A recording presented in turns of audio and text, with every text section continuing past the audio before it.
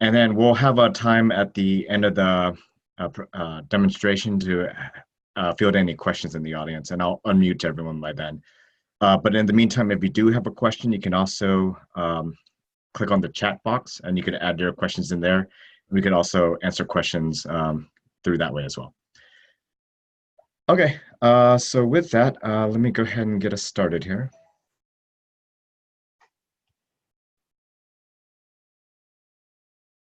Oh, wait, I haven't. Okay, so what I'm going to do is I'm going to go ahead and log in as a test faculty here.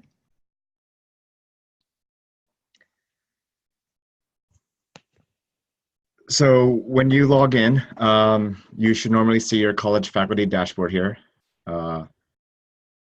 And you should also see the employee dashboard and finance dashboard. So we'll just be focusing on the college faculty dashboard. So when you click on it, you should see your college faculty dashboard with an assortment of sections, or what we call pagelets. I'll walk through each of these pagelets in a few seconds, and then we'll go ahead and look and start looking at the class roster, attendance roster, and things that you'll be doing in the upcoming weeks. So here in the top left, we have the faculty announcements section or pagelet.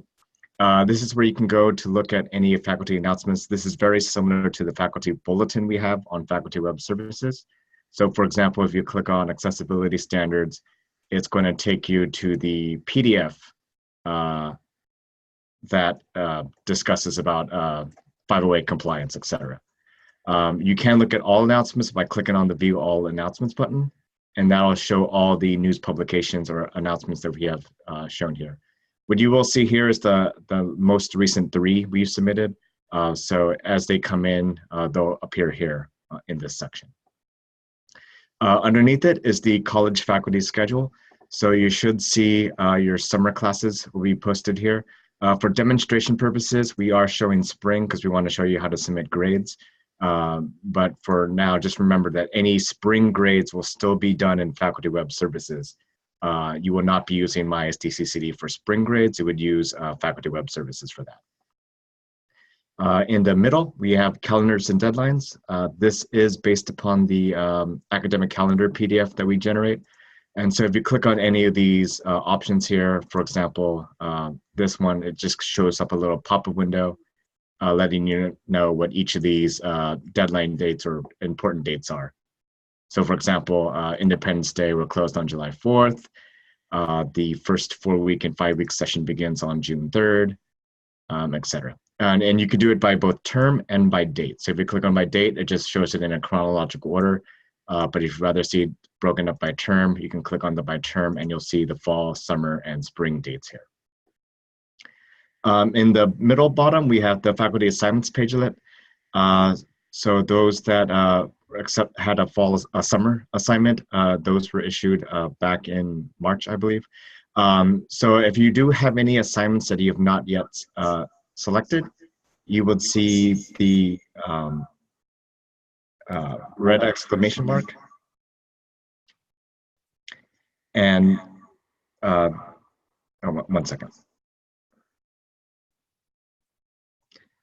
And that'll show you that you have an assignment to accept for that particular semester. So in this case, if you do not see a red exclamation mark here, that means that you have accepted all of your assignments, or accepted or rejected all of your assignments, and there's no further action needed. You also will see down here, it'll say action required. So just as an overview, to accept and decline assignments, all you have to do is you will click on the accept and decline assignments link down here. This will take you to the faculty assignment acceptance page where you can see the 3 classes this professor was assigned. So I'm going to go ahead and accept all of them. Now, keep in mind, if you do reject, you are required to input in a note here as to why you are rejecting that assignment. Otherwise, if you select and go ahead and select accept, down here is just information that's provided on the TAO. And then down here, you'll see a history or an audit trail in terms of what classes were assigned to you, etc. So I'm going to go ahead and hit save. And when you do that, it's going to give you a warning message saying, are you sure you want to accept or decline your assignments? In which case you'll say, okay. And you'll see now it'll say saved, and you'll see the faculty response column is now in read-only mode, and that's an indication that you have accepted an assignment. You can also look at it here in this column. It'll say faculty response accepted and the date that you accepted it. And so now, if I go ahead and click on College Faculty Dashboard here, I'll see that both the exclamation mark is gone, and now this text says view assignments. So since I've already accepted all my assignments, and now it just says view assignments instead. You also see your flex obligation hours. Just a reminder, we do not have flex over the summer, but when you receive your fall assignments, you would start to see your flex obligation number, and then you'll be able to eventually click on this link to sign up for flex as well. Okay, then on the right-hand side, we have the faculty quick links. So this is the quick way for you to get to the spring classes. So we just wanted to provide you with a way to, if you need to input your spring grades, you just click on this. It opens up a new tab that takes you to Faculty Web Services where you can input in your spring 2019 grades. Textbook requisitions, that just, when you click on that, it takes you to the college textbooks webpage, in which case you will click on your corresponding college to submit your requisitions. Class search, this just takes you to the online class search. So if you want to look up the summer 2019 schedule, you can click on this to do so. Curricunet, Flex, Blackboard, that's just for spring classes. Canvas, this will be for summer and fall. So we will eventually remove both the Blackboard link and the Faculty Web Services link once spring has been closed. Task Stream, for counselors, you would also see an additional Counselor Center link here. If you're not a counselor, don't worry about it. You won't see this link here. And then finally, personal information. This is where you would go to update your email address. So one thing to note here is that if you do email students from your class roster, it is going to set whatever you set as your preferred email address. So if you want it to be sent from your mySDCCD.edu email address, make sure that is the preferred one that you want to be sent out. Otherwise, it may be sending out from your personal email address. Just keep in mind that if you need to change it, all you have to do is you go to personal information here and make sure that whatever email address you want be selected as preferred here. Okay, and then down here is pretty simple stuff. It's just the documents and forms. So if you click on documents here, you'll see the Faculty Resource Handbook, Student Code of Conduct, accessibility standards. And if you click on forms, this shows all the PDF forms that you can submit. So for example, the grade change form, the incident report form, just both an online version and a PDF version you can click on. And then finally, we have a help and support link. If you click on this link, this is actually going to take you to our online faculty support center. This is where you'll be able to see like for example, this presentation, once it's been finalized, we'll go ahead and post this up for you. And also all the tutorials that we've developed for you. You can see step-by-step instructions on how to do a certain transaction. Okay, so with that, let's go ahead and do the first thing, and we'll show you how to look at your class roster. So I'm teaching 3 classes this summer. So I have Math 46, Math 96, and Math 116. Wanted to show you 3 varieties of what this might look like. So in this case, this Math 116 class, you'll notice that this class has no students enrolled. So in this section, you'll see the subject, so Math 116. This number here, that's the section number. That's what mostly the schedulers use when they build the class schedule, but this is a way for you to quickly find out where that class is located. 1000s are in City, 2000s are at Mesa, 3000s are at Miramar, and if you see any 4000s, those are at Continuing Education. Then you have the description of the class. So this is Math 116, which is College and Matrix Algebra. You'll see the number of students enrolled. So this class has no students enrolled. So say 0, 46. 46 is the cap. Number of students on your wait list. And then in the next row, we'll see the room location. So this is at Mesa College, and then it is in MS 218. The start dates and dates of the session. So this does not necessarily mean the start and end dates of your class. It's the start and end date of the session. So I believe this is a 5-week session, or 8-week session, sorry. And so it starts on June 10th and ends on August 3rd. This class meets Monday, Tuesday, Wednesday, Thursday from 11:10 a.m. to 12:35 p.m. and it's on campus. If you are teaching an off-campus class, those will say off-campus. Otherwise, if it's an online class, you'll see online, or you may see partially online if you have a hybrid class. Okay, so you'll notice here that we have 3 classes. One has no seats, one has 21 people enrolled over the cap. So this probably means that the professor gave out ad codes for that class.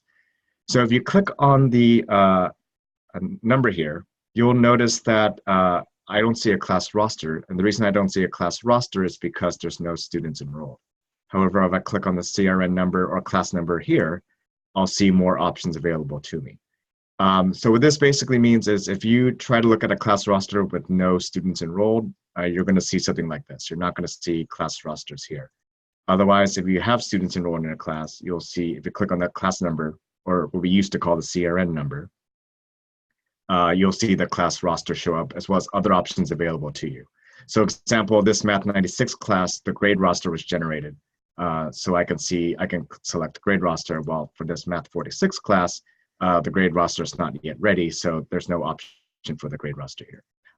You can navigate through this way. So if I click on, say, for example, this intermediate algebra and geometry class, and I click on class roster, this will take me to the class roster for this Math 96 class. The other option you can do is you can also click on the My Schedule here. So once you're in the Faculty Center, you can click on My Schedule. And this will take you to all of the classes that you're teaching. So this is just another way for you to navigate. With the way you would navigate from here is you will see this icon legend up here. So you'll see this icon looks like a bunch of people. That's your class roster. The icon looks like a person standing in front of a whiteboard. It's your grade roster. This is your attendance roster, add codes, follow-up, deadlines, and your faculty assignment. One thing to note on this column here, if you do see a red X, that indicates that you have rejected that assignment. If you see a green check mark, that means that you've accepted your assignment. And if you see a question mark, that indicates that you still need to either accept or reject that particular class. Okay, so with that, let's go ahead and take a look at the Math 96 class roster. So we have, looks like 21 seats, 21 students enrolled with a capacity of 15. So I'm going to click on this icon here to look at this class roster. And you'll see here, so on each of the pages, on each of the rosters, you will have a basic information here at the top. So you'll see this is a summer class, it's a 10-week course, it's Math 96, days and time, so days it's TBA, room is Mesa College and MC 201, who the instructor is, and the start and end dates of the session. So one of the things I do want to highlight is this is how you'll also submit your census rosters. So one thing to note, if you click on the My Schedule, you'll see this column here called Census Processing. If it says not submitted, that means you have not yet submitted the census roster for that class. If it says submitted, of course, you've already submitted your census roster. So let's go ahead and do that for this Math 96 class here. So I'm going to click on the class roster. And I'll see that I have, again, a capacity of 15 and enrolled of 21. So if I click on this, the only enrollment status I have here is going to be enrolled because no students have been dropped. So there's only going to be one status. If you do have students on your wait list and select this, you can look at the students on your wait list. You'll see another option here that says wait list. So let's say we go through this. If you do have no students to drop, so if all of your students have shown up, all you have to do is click on this no drops to report, and that'll complete your census roster requirements. But if you do have someone to drop, so let's say, for example, we'll say Sammy here has been dropped. So I'm going to select drop. I'm going to hit the save button. You'll see a message saying, are you sure you want to drop the student from this class? Just select yes. So when you do that, you'll see that the status note says dropped now, and the student has been dropped from the class. The other thing to note here as well is that once you have done that, so if I go back to my schedule and I take a look back here, I'll see that I have submitted my census roster. So once you make any drops, or if you click on the no drops to report, that will flag that you have completed your census roster, and now it should now show submitted. So I'll click on class roster again. So now you'll see that I have only 20 students enrolled, not 21. And now if I click on this, I'll see I have 3 options. So I could look at all of my students, which will include the 1 student that was dropped. I could just look at enrolled students, which will just show me the 20 students that are enrolled. Or I could just look at my drop students and it'll just show me the 1 student that I did drop here. So this is pretty much your class roster. One thing to note is when you look at this page, you'll see a variety of options up here. So you'll see just means that these are in your enrolled students. One thing I do want to highlight is this icon here that looks like a spreadsheet. If you click on it, it's going to generate an Excel file, in which case if you want to use, like let's say use some kind of a grade roster program or whatnot, what that basically does is it creates an Excel file for you, which will show you the basically it just takes that table and exports it into an Excel file for you. So you have that option to use that however you may need to. Okay, so that was the class roster. And as you can see, if you do see any students, it looks like there's no students here with the Fed indicator. If there is any checkbox that's checked, you will be required to either say the student never attended or supply the last known academic activity. One thing I do want to highlight is that since this class, we are doing our census roster, this is going to say dropped. But once we go past the add drop date, this column will change to withdraw instead. So right now, when you're looking at a class roster, you'll see that this column says drop. But if you say we fast forward to July 1st, this column will then say withdraw instead.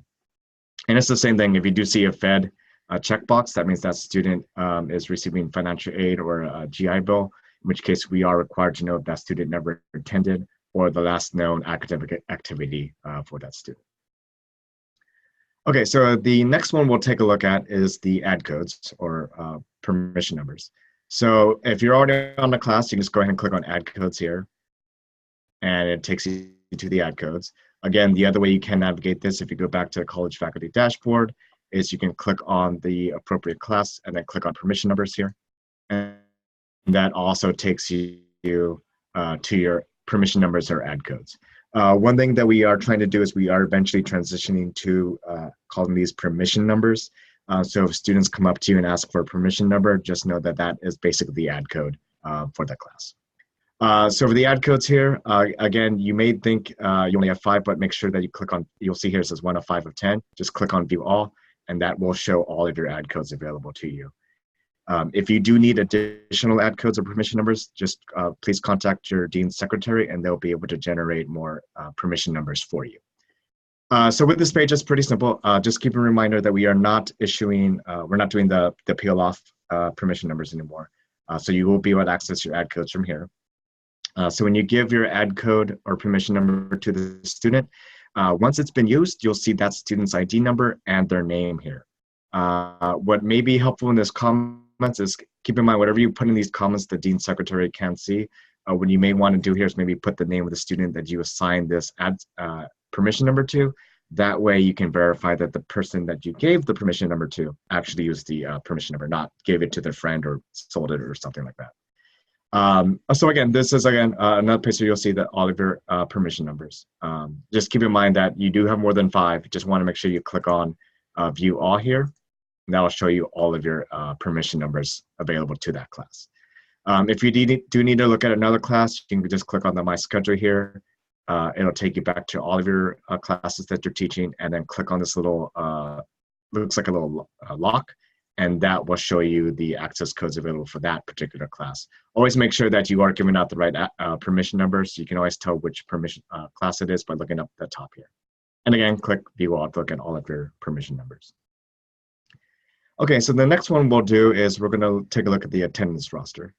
So if you click on the attendance roster for this class, which notes has not started yet, you won't be able to generate the attendance roster for this class because it looks at the current week. You can't fast forward to next week and future date your permission attendance rosters. So with that, let's go to the dashboard here and let's do this Math 46 class. So I want to click on the class number and click on the attendance roster. and it'll take me to the attendance roster here. Now, one thing to note, if you are teaching a daily or weekly census class, your attendance roster will look like this.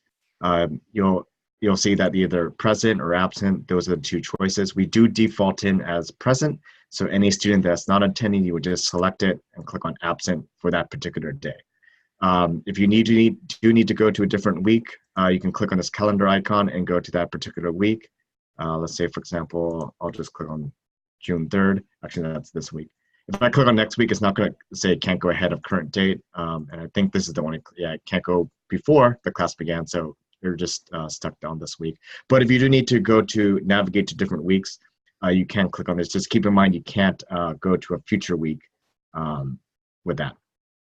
If you just need a reminder of what the attendance descriptions are, you can click on view attendance reasons, and it just gives you the two options. So absent ABS, present is PRES. And again, it's pretty simple. You can just indicate that they're absent or present.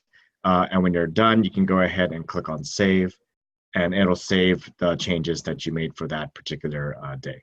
Now, one thing to note, if you had students that added after you generated the attendance rosters, you will need to click this generate button here, and that'll update this attendance roster. So if you see a student is not on this attendance roster that should be, or if you see a student that should not be on this attendance roster, go ahead and click on this generate button, and that'll update this page for you to make sure that you have all the right students. One thing I do also want to highlight is you'll see this notify column. This will be on probably on all the rosters you have. If you click on the name, and if you see this link as a hyperlink, if you want to just email one student, you can just click on their name, and that'll open up Outlook or whatever your default mailing client is. So you can send that unique student an email.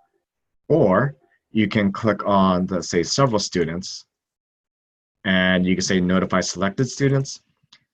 This will then take you to this page where you could send an email. One thing to note is this: if you do send an email from PeopleSoft, it will be sent from the PeopleSoft mail server, so it will not appear in your sent outbox on Outlook. So all you would do is you would just see that you sent, and it basically says from to yourself, and we BCC all the student email addresses for FERPA compliance. But if you want to use another client like Outlook, you can just copy these emails, open up a new email. So like say if you use Outlook or Mail on Apple devices, make sure you put this in the BCC column, and then you can send an email from this way, this as well. So, and if you want, you could add attachments, etc. So this has similar functionality to what you can do in Canvas. If you just want to notify all the students, so let's say you moved a class, or let's say the classroom is canceled for a particular reason, you can just click on notify all students, and it'll just pretty much do the same thing and send an email from there as well. One thing I do want to highlight, even though this is a web-based system, you do not want to use the browser back buttons. On the page itself, it's always going to have a navigation to get to where you need to go. So for example, if you click on notify all students and realize, oh, I didn't need to notify all the students, you can click on return to attendance. Most of the time, any navigation will always be here at the bottom. Okay, so that's one version of the attendance roster. So the other version is for those classes. Oh, and the other thing is if you do make any changes, it'll remind you to save changes. So if you need to go, just click yes. So the other thing I want to show you is the attendance roster. So I believe this Math 96 class has positive attendance. So if I click on attendance roster, and if your class is designated as a positive attendance class, you will see this version of the attendance roster instead. So this is where you're going to put in the exact number of hours that that student has attended the class. So one thing you'll notice here that Sammy Gomez, remember I dropped the student, so I can't do anything with the attendance roster for the student because the student has been dropped from the class. But otherwise, you would just put in the number of hours. So if it's 2, you put in 2. The other thing you can do is if you knew everyone attended that day, you can just go up here and just type in 4 and hit the tab key, and that'll pre-populate 4 for all of your students here. So if you do know all of your students attended, you can just go ahead and do that as well. Same functionality as before. If you need to add or remove students and you notice that they haven't been on this attendance roster, just click on the generate button here to update this. Otherwise, yeah, you can just go to each column here, indicate the number of hours, and it'll let you populate the dates, or number of hours here. One thing to note, if you do have a class that has a swipe, so if they swipe in, swipe out using a card reader, though these numbers will default in from that instead. So you would not have the ability to input it in. The card reader would do that for you. Okay, so that's the attendance roster. And again, we'll have plenty of time for questions at the end of the day, at the end of this training session here. So the next one is going to be the grade roster. So let me go ahead and go back to my college faculty dashboard. I'm going to click on spring. And again, for your spring grades, you are going to be doing that in Faculty Web Services, not here, but I just wanted to show you what the grade roster process is for training purposes. So you would click on the class number, and you would click on the grade roster here. And it's going to take you to the grade roster for this class. So this is for that spring class, Math 104, et cetera. And again, you can go through the My Schedule as well. So if you click on My Schedule, you'll notice it'll say spring. You can click on Change Term here, and that allows you to switch between the two different semesters. So if you click on Spring, click Continue, you'll see the grade roster here, and that's indicated by this icon here. So it looks like a little person in front of a whiteboard. So you'll click on the grade roster, and it's going to show you, again, this is for Math 104. This is going to be the final grade roster. This will default in with the right values. You don't have to change this. And then you'll see your grade roster here. One thing to note with this section is that you should see this column that says roster grade. You would just select that and indicate the grade itself. So A, B, C, D, I for incomplete, etc. So one thing to note is if a student, if your class is pass, no pass only, you would only see the one options of pass, no pass, or incomplete. Otherwise, you will see A, B, C, D, F, and I, and as well. So if a student did select to become pass, no pass, you would just put in the grade, and then the system itself would go ahead and process that pass, no pass for you. Again, if you do give a student an F and they have this FED indicator here, it is going to require you to put in the last known academic activity. So we need to verify if it's an earned F or if it's an F because they never attended. They just never dropped the class. So for example, this student, if I put in an F, it's not going to require me to put in the last known academic activity, but because this student has the FED indicator, it's going to require, okay, what date did they last attended? So did they earn the F or did they not earn the F? We are not using the note column here, notes are basically notes for that specific students, but for our purpose, we're not using notes, so don't worry about this column here. So when you input in all the grades, so I'll just go ahead and process this here. The other thing you can do is if you do know all of your students, had all A's, you can just click A, click Add this grade to all students. You have to select the students. So let's say if I know the remaining students here all earned A's. So I'll just say, okay, I want to give all these students an A's. I wonder if it's because, let me see here. I'll just go ahead and put in the grades here.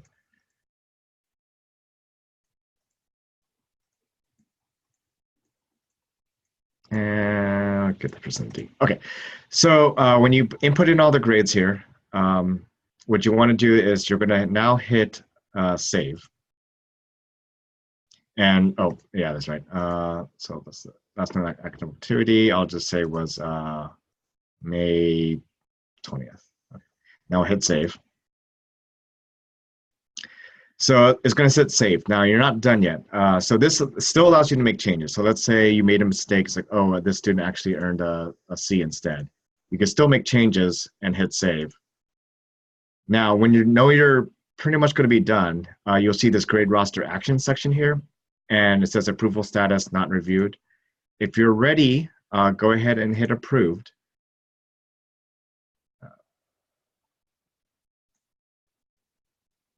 Oh wait, let me ready for review, and then hit save. You'll hit ready for review and then hit save. And then you want to make sure that all the students are, if you made a mistake, you can just go back to not reviewed. and you can still make changes. So you go ready for review, you hit save. So now what you want to do is you want to go ahead and, let me go ahead and clear all. Select approved. Looks like it's for that one student. Oh, thank you. Someone just mentioned that I did not submit all from all my grades. So I have a 1 of 20 of 39. I have to go ahead and give the other ones back their grades. So let me give the rest of these students. Oop.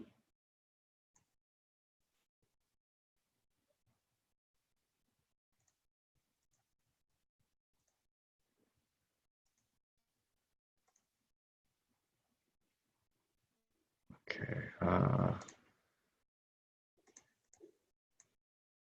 Oh, I accidentally hit the personalized column. That's why.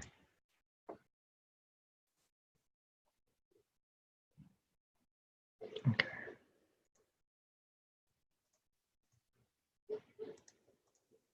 Oop.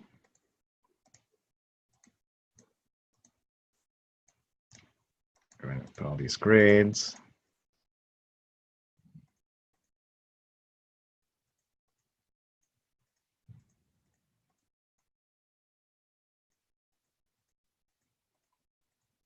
Okay, there we go. So now verified, I have entered all the grades here.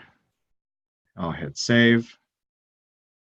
Go ready for review. This kind of gives you your last check. Okay, did everyone get their grade here? So it looks like yes. And then you want to go to approved and you hit save. Now, this doesn't mean that you're done yet. So this just means, okay, you're approved for all intents and purposes. You should be completed. Now you'll see this post button here. So these grades aren't submitted until you post them. So when you post them, that's at the point of no return. That's when then if you do need to make a grade change, you have to go ahead and submit the grade change form with admissions.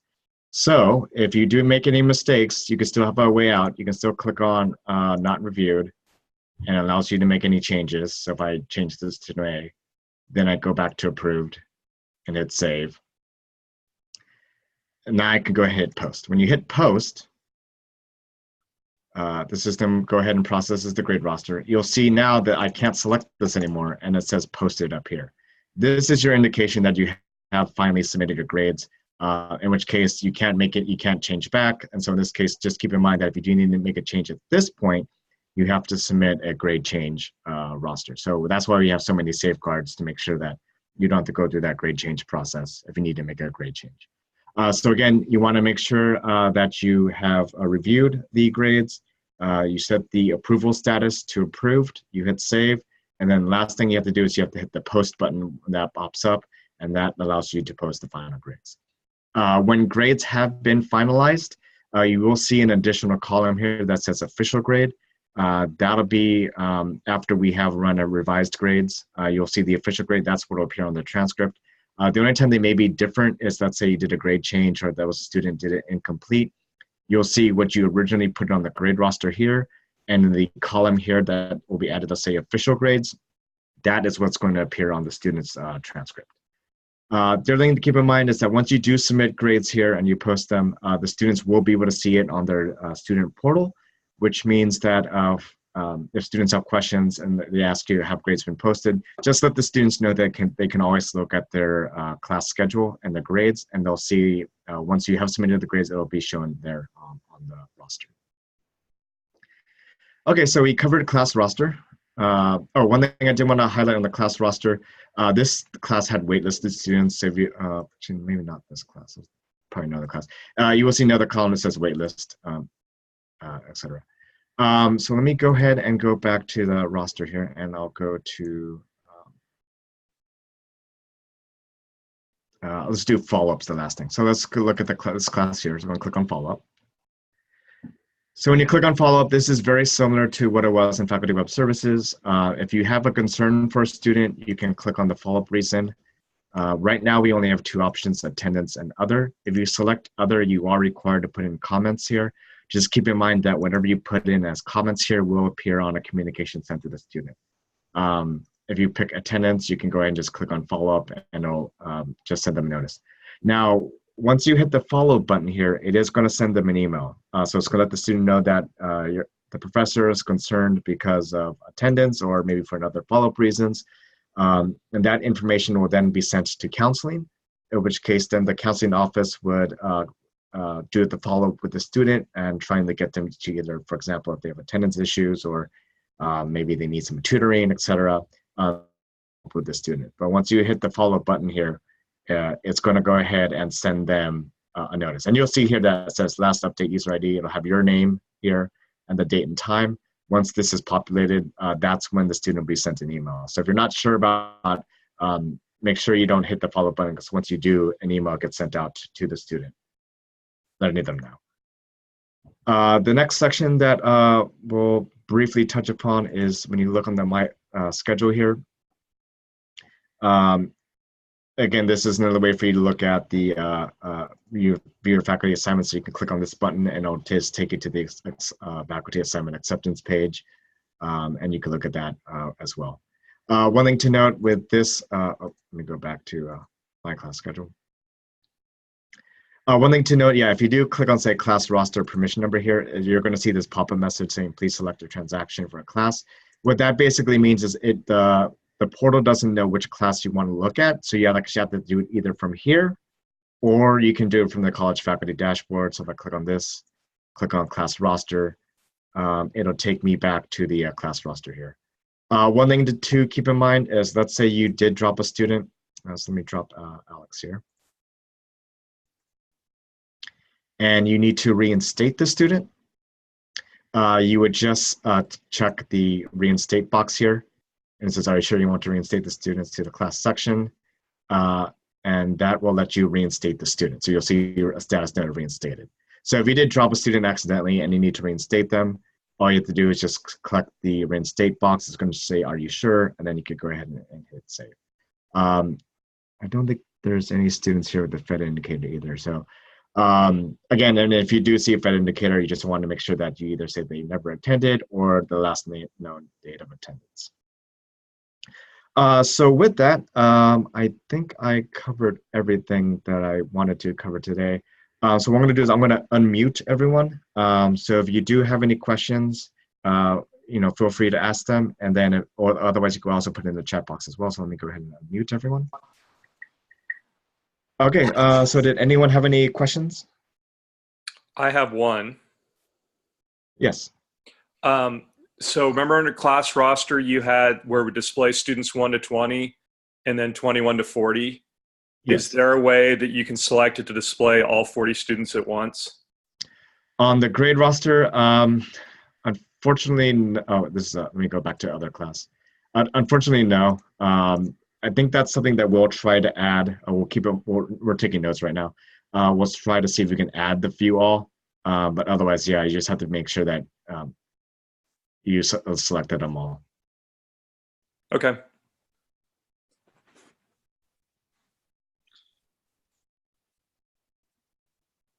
Any other questions?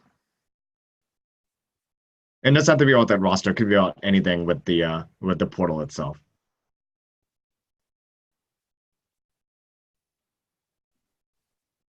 Going once, going twice. Okay, well, thank you so much for coming. Again, this presentation is recorded. So as soon as we go ahead and process the video, we'll go ahead and have this sent out to everyone. We do intend on having more webinars like this throughout the summer semester. So if you do come up with a scenario or something, just let us know. If you are experiencing any issues, we do have, not only do we have the Faculty Support Center, so again, you can click on this link to get there, but you can also call us. Our extension is 6800, or if you're outside, you can call us at 619-388-6800, or you can submit a help desk ticket by clicking on, so if you go to the Faculty Support Center, you can click on help desk ticket here, or you can email us at myhelp@sdccd.edu. We can respond to you that way. Do you guys have walk-in office hours? No, we don't really have walk-in office hours. We are trying to work with the admissions offices to get them better suited to provide on-campus support as well. So certainly if you need some additional help, you can go to the admissions office on campus. Otherwise, feel free to give us a call. We're glad to we'll work with you on trying to resolve any issues that you may have.